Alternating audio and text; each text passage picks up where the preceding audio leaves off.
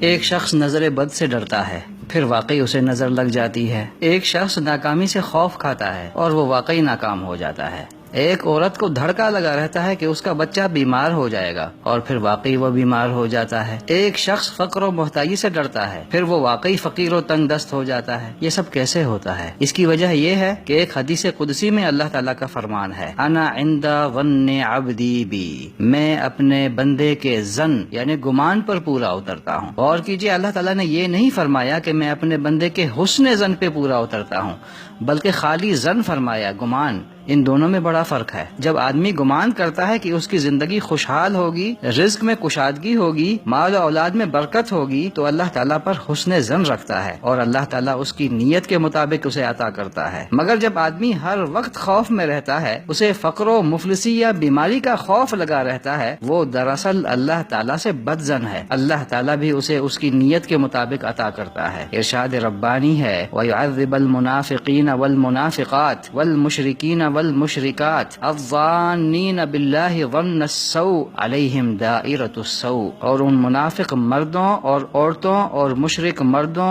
اور عورتوں کو سزا دے گا جو اللہ تعالیٰ کے متعلق برے گمان رکھتے ہیں۔ برائی کے پھیرے میں وہ خود آ گئے۔ ہمیں نہیں بھولنا چاہیے کہ بھلائی کا اختیار اللہ تعالیٰ کے ہاتھ میں ہے اور وہ ہر چیز پر قادر ہے۔ سلف صالحین میں سے کسی نے کہا، مجھے قسم ہے اس ذات کی جس کے سوا کوئی الہ نہیں، بندے کو اللہ تعالیٰ پر حسن ظن سے بہتر کوئی چیز عطا نہیں ہوئی، کیونکہ بندہ اللہ تعالیٰ پر حسن ظن رکھتا ہے تو اللہ تعالیٰ ضرور بالضرور اس کے حسن ظن پر پورا اترتا ہے۔ حضرت عبداللہ ابن مسعود رضی اللہ تعالی عنہ کہتے ہیں، مجھے قسم ہے اللہ تعالیٰ کی، جس نے بھی اللہ تعالیٰ پر حسن ظن رکھا تو اللہ تعالیٰ ضرور اس کے حسن ظن پر پورا اترے گا۔ اس کی وجہ یہ ہے کہ زمین اور آسمان کے تمام خزانے اور سارا کا سارا فضل اللہ تعالیٰ کے پاس ہے۔